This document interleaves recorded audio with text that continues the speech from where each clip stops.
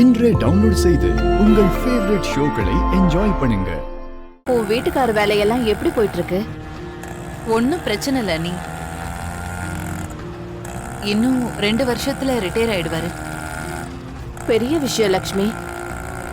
பசங்க எல்லாரும் வளர்ந்து ஆளாகியும் இப்பவும் உழைச்சுக்கிட்டு இருக்காரு. வாழ்க்கையில நிறைய போராடி இருப்பாருல்ல. என் அண்ணன் பேச்ச கேட்டிருந்தேன்னா நான் நிச்சயமா இந்த மாதிரி ஒரு நல்ல வாழ்க்கையை இழந்திருப்பேன். என்னைக்குமே அவருக்கு நிகரா யாருமே வர முடியாது அண்ணி.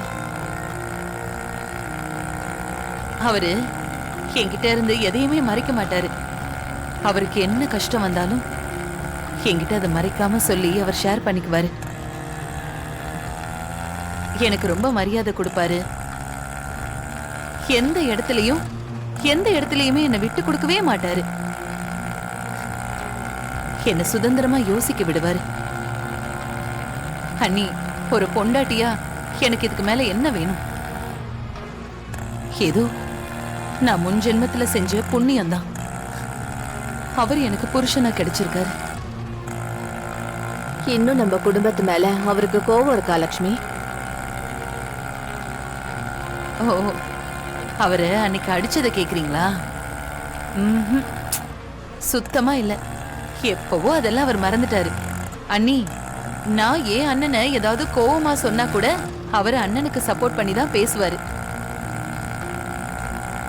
ஆனா இப்ப வரைக்கும் எங்களோட ஆசை ஒன்னே ஒண்ணுதான் அண்ணி. நாங்க ஆசைப்பட்ட மாதிரி சொந்தமா ஒரு வீடு கட்டணும். அது சின்ன வீடா இருந்தாலும் பரவாயில்ல, ஆனா சொந்த வீடா இருக்கணும். சீக்கிரமே கட்டிடுவீங்க லக்ஷ்மி. என் புருஷனும் அதுல ரொம்ப உறுதியா இருக்காரு. அதுக்காக தான் இப்பவும் தினம் தினம் அவர் உழைச்சுக்கிட்டே இருக்காரு.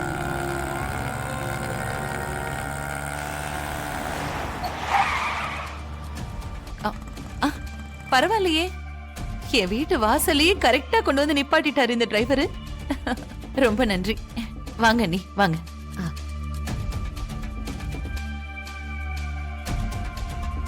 ஆமா, இந்த வீடு உங்களுக்கு தெரியுமா? நமக்கு பழக்கப்பட்ட இடம்தாம்மா, யதார்த்தமா நிறுத்தினேன். சரி, எவ்வளவுன்னு சொல்லுங்க. இது எனக்கு முதல் சவாரி.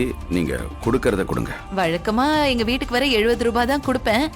நீங்க முதல் சவாரின்னு வேற சொல்லிட்டீங்க. பரவாயில்ல, 100 ரூபாய் வச்சுக்கோங்க. தேங்க்ஸ். பரவாயில்ல, வாங்க வாங்க. என் லட்சுமியே எனக்கு முதல் சவாரியா வந்துட்டா.